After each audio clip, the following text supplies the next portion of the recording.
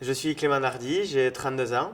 Je me suis installé, j'ai repris la ferme familiale il y a 10 ans.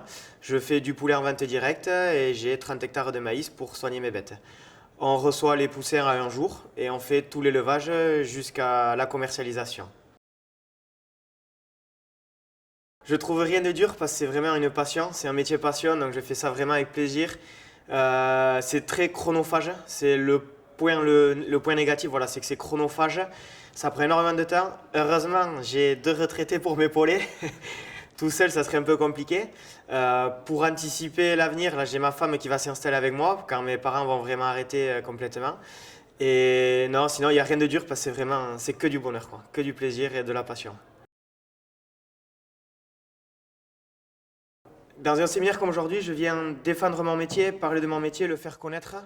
Euh, Parce que c'est vrai qu'aujourd'hui, on est avec plus des hommes politiques, on va dire, même il y en a beaucoup, c'est des maires ou des élus de petits villages, donc ils sont quand même en lien avec le monde agricole et la ruralité. Mais on voit qu'il y a quand même dans des grosses villes ou même ouais, dans des grosses villes, hein, même comme Tarnos ou comme ça par exemple, les hommes politiques sont déconnectés du monde rural complètement et ils vivent sur des préjugés. Donc c'est vrai que je suis venu défendre mon métier, défendre les valeurs et notre mode de travail et notre mode de production.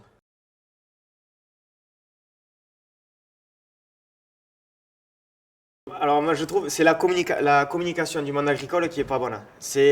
Ils regardent ce qu'il y a à la télé, les écologistes. Alors ils disent c'est pas tout faux ce qu'ils disent les écolos, mais il y a des vérités cachées, il y a des choses cachées. Les gens regardent la télé et se font leurs idées à cause d'eux, enfin pas à cause d'eux, se font leurs idées par rapport à ce qu'eux disent.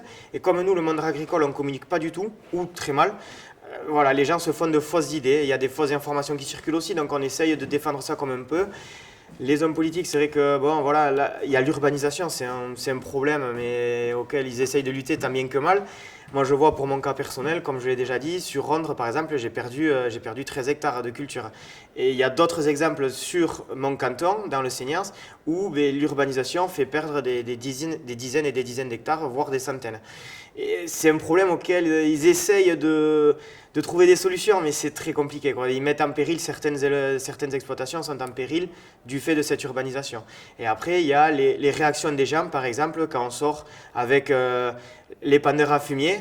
J'ai parlé de l'exemple tout à l'heure pour les boues de stations d'épuration. Donc nos propres déjections qu'on va épandre dans nos champs pour éviter d'amener de l'engrais minéral et de l'engrais de synthèse.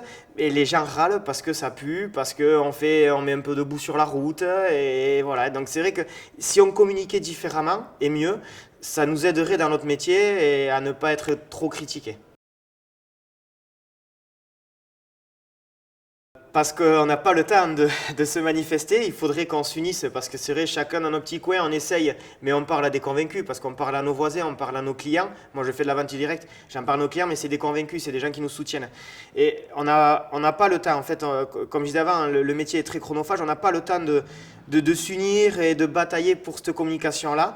Donc c'est vrai on s'agace tous dans notre coin et on n'arrive pas à s'entendre et on n'a pas un meneur ou une organisation qui va nous aider à communiquer sur ces choses-là. Ah oui, il y a ça aussi. C'est vrai que s'exprimer en public, c'est pas toujours évident, c'est pas facile, c'est pas donné à tout le monde.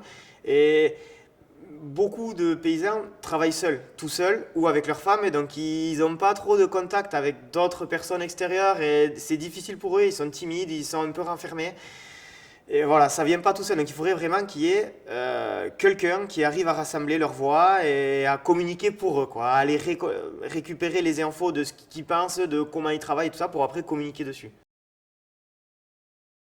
Le poulet, c'est très très intéressant. Alors, parce que mon père faisait du poulet, donc j'ai continué à faire du poulet.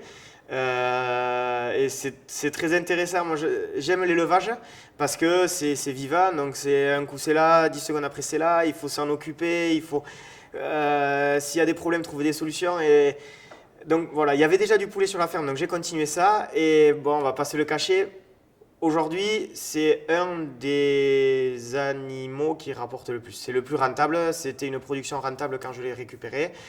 Et voilà, on n'est pas non plus des philanthropes, on travaille pas, on travaille pour le plaisir beaucoup, mais on aimerait gagner notre vie aussi.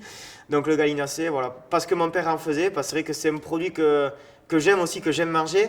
Ça aurait été compliqué pour moi de faire et de mettre en avant et de vendre un produit que je n'aime pas. Mais c'est vrai que voilà, le poulet, et puis tout le monde aime, c'est une viande qui est pas du tout décriée, c'est une viande blanche, donc voilà, ça plaît à tout le monde. Le poulet frites, c'est une viande classique, quoi, le poulet du dimanche.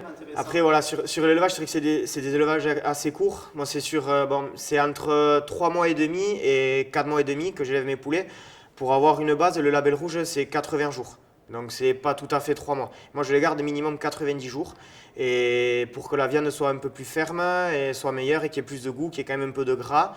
Et voilà, comme je donne le maïs aussi que je produis, c'est vrai que ça amène ce gras et ce petit goût au poulet, au bon poulet fermier, quoi. Ils sont tués où? Alors je fais abattre à Magesque, c'est à 40 minutes de route. Je ne pouvais pas faire d'abattoir chez moi parce que c'était un investissement trop lourd et un temps de travail trop élevé. Je ne pouvais pas tout faire, donc c'était plus rentable pour moi et plus facile pour moi d'aller à Magesque. C'était le plus près, c'est le plus près pour chez moi. Tués plus même, évidemment. Voilà, je les amène vivants le soir et je les récupère le lendemain après-midi, plumés vidés, prêts à cuire. Voilà, je les repasse quand même tous un par un pour enlever les dernières petites plumes et les dernières